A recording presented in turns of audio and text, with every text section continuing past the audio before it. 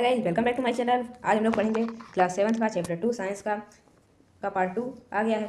पिछले पार्ट में हम लोग ने देखा यहाँ तक के सभी टॉपिक पर अच्छे से चर्चा किया था। अब इसका नेक्स्ट टॉपिक है पार्ट 2 में जो देखने जा रहे हैं, द स्मॉल इंटेस्टाइन, मतलब छोटी आंत। द स्मॉल इंटेस्टाइन, छोटी आंत जो होती है, इज हाईली क्वाइल्ड, वो बहुत क्वाइल्ड होती है। जिस प्रकार से सांप कुंडली मारकर बैठ जाता है, उसकी जो क्वाइल्ड जिस नुमा में, जिस आकृति में वो बैठता है, उसी को क्वाइल्ड कहते हैं, मतलब टेढ़ा मेढ़ा होके उस कुंडली नुमा आकृति में हमारी जो छोटी आंत होती है वो होती है। And is about 7.5 metre long, और इसकी लंबाई कितनी होती है? 7.5 मीटर। इट रिसीव सिक्रेशन, क्या करती है ये जो सिक्रेशन है, जब भोजन से उसकी एनर्जी को सिक्रेट किया जाता है फ्रॉम द लीवर, कहाँ से? लीवर से, एंड द पैनक्रियाज, और पैनक्रियाज से, तो ये उसे रिसीव करती है, उसे प्राप्त करती है। बिसाइड इट्स वाल आल्सो सिक्रेट जूस, यहाँ तक कि इसकी भी जो वाल्स होती हैं वो भी कुछ जूसेस को सिक्रेट करती हैं। The liver is a reddish brown gland, एक रेडिश ब्राउन ग्लैंड होता है जो हमारा लीवर होता है, situated in the upper part of the abdomen on the right side, जो एब्डोमेन अंग होता है उसके ऊपर में, राइट साइड दाएं तरफ में ये स्थित रहता है हमारे शरीर में। It is the largest gland in the body, जो स्मॉल इंटेस्टाइन होती है, ये इसका नाम भले से ही स्मॉल है लेकिन ये हमारे शरीर की सबसे बड़ी ग्लैंड होती है। इट सीक्रेट बाइल जूस, ये बाइल जूस को भी सीक्रेट करती है। दैट स्टोर्ड, जो स्टोर करता है sac called the gall bladder, जो हमारा गॉल ब्लैडर होता है उसको ये स्टोर करके रखती है। द बाइल जूस के बारे में ये चर्चा करते हैं। The bile plays an important role, ये जो बाइल होता है ये बहुत ही महत्वपूर्ण रोल जो है अदा करता है इन डाइजेशन ऑफ फैट, जो फैट होता है भोजन में सम्मिलित उसका पाचन करने में। The pancreas is a large cream coloured gland located just below the stomach, जो हमारा स्टमक होता है उसके नीचे एक पैनक्रीज नामक अंग होता है जो लार्ज क्रीम के रंग का होता है, लोकेटेड हमारे पेट के नीचे स्थित रहता है। यह क्या करता है? The pancreatic juice act on carbohydrate, जो कार्बोहाइड्रेट होता है, फैट्स होता है, प्रोटीन्स होता है, and change them into simpler form, इससे जो पैनक्रिएटिक जूस निकलता है पैनक्रीज से, वो उसको सिंपलर फॉर्म में उसको चेंज करता है ताकि उसका अच्छे से एब्सॉर्प्शन हो सके। द पार्टली डाइजेस्टेड फूड, अब भोजन हमारा कुछ पच चुका है, जो नहीं पचा है वो कहाँ जाता है? Now reaches the lower part of the small intestine, small intestine से होता हुआ स्मॉल इंटेस्टाइन के नीचे चला जाता है। वेयर, जहाँ intestinal juice completes the digestion, वहाँ पर कुछ इंटेस्टाइनल जूस होते हैं जो हमारे डाइजेशन को, पाचन को संपूर्ण रूप से पूरा करते हैं। कंपोनेंट्स ऑफ फूड, भोजन के जो कंपोनेंट रहते हैं उनका डाइजेशन को संपूर्ण रूप से पूर्ण करते हैं। कहाँ पर? जो स्मॉल इंटेस्टाइन होता है उसके नीचे, किसके द्वारा? कुछ इंटेस्टाइनल जूस के द्वारा। द कार्बोहाइड्रेट जो होता है get broken into simple sugar, वो सिंपल शुगर में चेंज हो जाता है, ब्रोक हो जाता है। सच एज ग्लूकोज, जैसे ग्लूकोज में, फैट्स में, वसा में, इनटू फैटी एसिड, कुछ फैटी एसिड में, and glycerol and proteins into amino acid, ये सब किस में चेंज होते हैं? एमिनो एसिड में चेंज हो जाते हैं। यहाँ पर पाचन का काम समाप्त होता है। एब्सॉर्प्शन इन स्मॉल इंटेस्टाइन, कुछ जो एब्सॉर्प्शन जो होता है कहाँ होता है? हमारे स्मॉल इंटेस्टाइन में होता है। द डाइजेस्टेड फूड, जो पचा हुआ भोजन रहता है, can now pass into the blood vessel, वो हमारी रक्त की वाहिकाओं में तैरता है, प्रवाहित होता है। In the wall of the intestine, कहाँ से? इंटेस्टाइन की वाल से।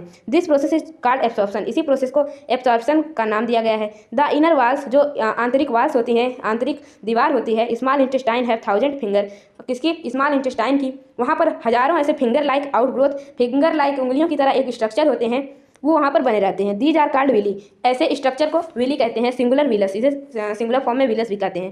कैन यू गैस, क्या आप ये जान सकते हैं what the role of villi, इस विली का क्या रोल है? बी इन द इंटेस्टाइन में, हमारी आंत में। द विली इंक्रीज, जो ये विली होता है इसका कार्य है कि ये इंक्रीज करता है, बढ़ाता है। The surface area of absorption, जो एब्सॉर्प्शन है उसकी जो सरफेस एरिया है, उसकी सतह की जो एरिया है, जगह है, उसको बढ़ाने का काम करता है। ऑफ द डाइजेस्टेड फूड, भोजन जो पच चुका है उसकी। Each villus has a network of thin and blood vessels close to its surface, मतलब उसका जो सतह है उसके समीप आने का, ये सभी विलस के पास, प्रत्येक के पास अपना एक नेटवर्क होता है, नेटवर्क के माध्यम से ये एक दूसरे से कार्य करते हैं। द सरफेस, जो सतह होता है ऑफ विली का जो सतह होता है, absorbs the digested food material, वो पचे हुए भोजन के जो मटेरियल्स होते हैं उन्हें डाइजेस्ट करता है, एब्जॉर्ब करता है, डाइजेस्टेड फूड को एब्जॉर्ब करने का काम करता है। द एब्जॉर्ब सब्सटेंस, अब जो सब्सटेंस को एब्जॉर्ब हो गया है, उसे सोख लिया गया है, आर ट्रांसपोर्टेड, उन्हें ट्रांसपोर्ट किया जाता है कहाँ? विया द ब्लड वेसल के माध्यम से टू डिफरेंट ऑर्गन्स, हमारे शरीर के विभिन्न प्रकार के अंगों में, of the body, where they are use to build complex substance such as, वहाँ पर क्यों किया जाता है? ताकि वहाँ पर कुछ कॉम्प्लेक्स सब्सटेंस बन सकें, ताकि उससे क्या होगा? Proteins required by the body, जो हमारे शरीर को प्रोटीन्स की जरूरत है उसे उसकी मात्रा में पूर्ति हो सके। दिस इज कॉल्ड एसिमिलेशन, इस प्रोसेस को एसिमिलेशन कहते हैं। इन द सेल्स, हमारे जो सेल्स होते हैं, ग्लूकोज, उसमें क्या होता है? Glucose breaks down with the help of oxygen, oxygen के हेल्प से ग्लूकोज कई टुकड़ों में टूट जाता है, into carbon dioxide and water, carbon dioxide के रूप में और पानी के जल के रूप में।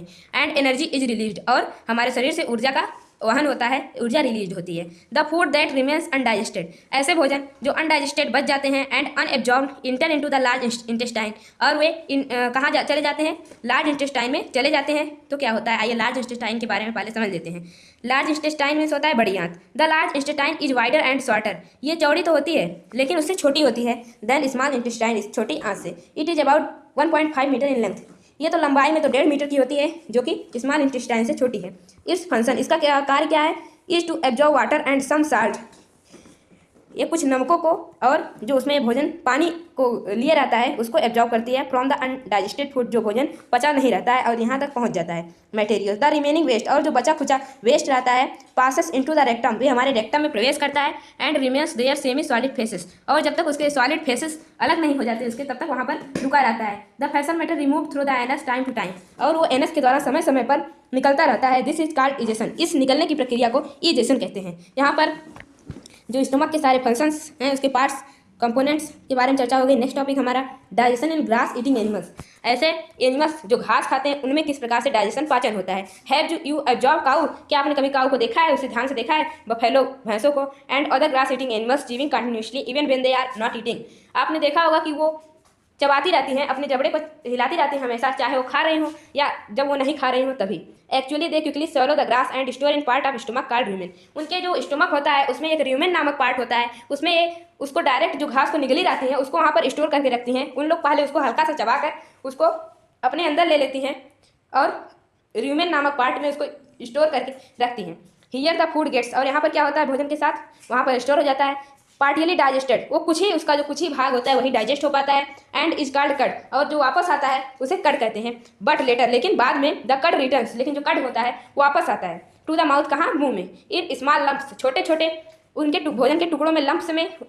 एंड एनिमल्स च्यू इट, और जो जानवर होते हैं बाद में उसे चबाते हैं। इसी प्रोसेस को क्या कहा जाता है, रूमिनेशन कहा जाता है, हिंदी में उसे पागुर लेना भी कहते हैं। एंड दीज एनिमल्स, और ऐसे जानवर जो रूमिनेशन करते हैं उन्हें रूमिनेंट्स भी कहा जाता है। The grass is rich in cellulose, grass में क्या होता है, सेल्यूलोज नामक कोई तत्व है, पाया जाता है। अ टाइप ऑफ कार्बोहाइड्रेट, एक कार्बोहाइड्रेट है। इन रूमिनेंट्स, रूमिनेंट्स अभी हमने देखा क्या होता है, रूमिनेशन करते हैं, पागुर करते हैं। लाइक कैटल, ऐसे जो कैटल होते हैं जो रूमिनेंट्स होते हैं, जैसे deer, ETC. Bacteria present in rumen, ऐसे उनके रूमन जो होता है उसमें बैक्टीरिया कुछ प्रेजेंट होती हैं, वो क्या करती हैं, आइए जानते हैं। Helps in digestion of cellulose, जो ग्रास में तत्व पाया जाता है, कार्बोहाइड्रेट पाया जाता है, उसके पाचन में, सेलुलोज के पाचन में हेल्प करती हैं। मेनी एनिमल्स, बहुत से जानवर ऐसे होते हैं इंक्लूडिंग ह्यूमन्स, यहाँ तक कि मनुष्य भी, कैन नॉट डाइजेस्ट सेलुलोज, वो सेलुलोज को डाइजेस्ट नहीं कर सकते क्योंकि इनके अंदर वो बैक्टीरिया नहीं पाई जाती। एनिमल्स लाइक हॉर्सेस, जानवर जैसे घोड़े, रैबिट, खरगोश हो गए, ईटीसी और आदि जैसे होते हैं। Have large sac like structure called caecum between the oesophagus, उनका जो एसोफेगस होता है उसके बीच में एक सैक लाइक स्ट्रक्चर रहता है, उसे क्या कहते हैं, केकम कहते हैं। एंड द स्मॉल इंटेस्टाइन, कहाँ कहाँ, स्मॉल इंटेस्टाइन और ओएसोफेगस के बीच में एक सैक लाइक बोरे की तरह स्ट्रक्चर रहता है, उसे ही केकम कहा जाता है। The cellulose of the food, जो सेलुलोज का फूड होता है, मतलब भोजन का जो उनकी ग्रास में जो सेलुलोज कार्बोहाइड्रेट रहता है, digested here by the action of certain bacteria, उनका जो सैक लाइक स्ट्रक्चर रहता है उसमें कुछ बैक्टीरिया रहती हैं, वहाँ पर जब वहाँ से उनका जो ग्रास है गुजरता है तो वहाँ पर कुछ बैक्टीरियों के एक्शन से उसे डाइजेस्ट कर लिया जाता है, which are not present in humans, वो ऐसी बैक्टीरिया होती हैं जो कि ह्यूमंस में, मनुष्यों में नहीं उपलब्ध रहती हैं। So far you have learned about the animals, आपने बहुत पहले यह सीखा होगा कि जो जानवर रहते हैं पोसेस द डाइजेस्टिव सिस्टम, उनके पास भी डाइजेस्टिव सिस्टम होता है, पाचन तंत्र होता है। But there are so small organism, लेकिन यहाँ पर कुछ ऐसे छोटे छोटे जीव भी हैं which do not have a mouth, जिनके पास यहाँ तक कि मुख भी नहीं होता, एंड अ डाइजेस्टिव सिस्टम, और जब मुख ही नहीं रहेगा तो डाइजेस्टिव सिस्टम कहाँ से रहेगा, उनके पास डाइजेस्टिव सिस्टम भी नहीं होता। Then how do they require and digest food, तो वे अपनी भोजन की जरूरतों को कैसे पूरी करते हैं और उसे डाइजेस्ट कैसे करते हैं। इन द सेक्शन, जो सेक्शन है बिलो यू, जो नीचे सेक्शन है उसमें हम जानेंगे will learn another interesting way of food intake, भोजन को दूसरी तरीके से शरीर के अंदर लेने का मार्ग। अगला टॉपिक हमारा feeding and digestion in amoeba. Amoeba एक स्ट्रक्चर होता है जो तालाबों में पाया जाता है, इस टाइप का स्ट्रक्चर आता है। उसका स्ट्रक्चर चाहे ऐसे भी हो सकता है, इस प्रकार इस प्रकार इस प्रकार से, वो समय के साथ उसको जिस प्रकार की ज़रूरत आती है उस प्रकार से वो अपना स्ट्रक्चर बना लेता है। ऐसे एक माइक्रो ऑर्गेनिज्म है, इसे ही अमीबा का नाम दिया गया है। आइए अमीबा के बारे में जानते हैं। Amoeba is a microscopic single celled organism, ये एक सेल का ऑर्गेनिज्म है जो माइक्रोस्कोपिक है, क्योंकि वो माइक्रोस कहा जाता है, उसे सूक्ष्म जीव कहा जाता है, जिसे हम खुली आंखों से नहीं देख पाते। कहाँ पाया जाता है, found in pond water, pond जो तालाब होता है, तालाब के पानी में इसे पाया जाता है। Amoeba has a cell membrane, इसके पास एक सेल मेम्ब्रेन होता है, अ राउंडेड डेंस न्यूक्लियस, और एक घना काला गोल नुमा न्यूक्लियस इसके अंदर रहता है। And many small bubble like vacuoles, और इसके अंदर छोटे छोटे कई वैक्यूल भी रहते हैं।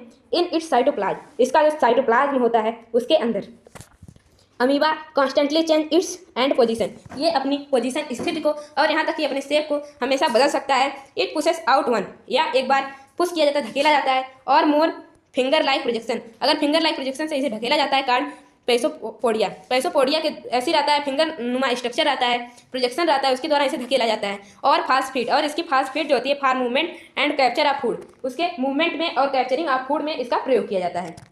Amoeba feeds on some microscopic organism, ये कुछ माइक्रोस्कोपिक ऑर्गेनिज्म को फीड करता है। व्हेन इट सेंसेस फूड, जब ये भोजन को सेंस करता है, उसे सेंस करता है, उसे पता लगाता है भोजन का। इट पुशेस, ये उसे धकेलता है आउट पैसोपेडिया, किसके द्वारा? पैसोपेडिया के द्वारा, अराउंड द फूड पार्टिकल के चारों ओर, एंड इनगल्फ्स इट, और इसे धीरे धीरे खत्म कर देता है उसे घेरा बना के। द फूड बिकम्स ट्रैप्ड, जो भोजन होता है उसके अंदर ट्रैप हो जाता है, फंस जाता है इन फूड वैक्यूल, उसका जो फूड वैक्यूल होता है। Digestive juice are secreted into the food vacuole, उसके जो फूड वैक्यूल होता है उसमें कुछ डाइजेस्टिव जूस सीक्रेट होते हैं उसके शरीर से। They act on the food, वे भोजन पे इस प्रकार से एक्ट करते हैं, कार्य करते हैं, and break it down into simpler substance, और उसे सिंपलर सब्सटेंस में उसे चेंज कर देते हैं। Gradually the digested food is absorb, धीरे धीरे जो डाइजेस्टेड पचा हुआ भोजन रहता है उसे एब्जॉर्ब कर लिया जाता है, उसे इसके शरीर के अंदर ले लिया जाता है। द एब्जॉर्ब सब्सटेंस, जो सब्सटेंस इसके अंदर एब्जॉर्ब होता है, आर यूज टू ग्रोथ, वो इसकी जो ग्रोथ है, बढ़ोतरी है, उसमें हेल्प करता है।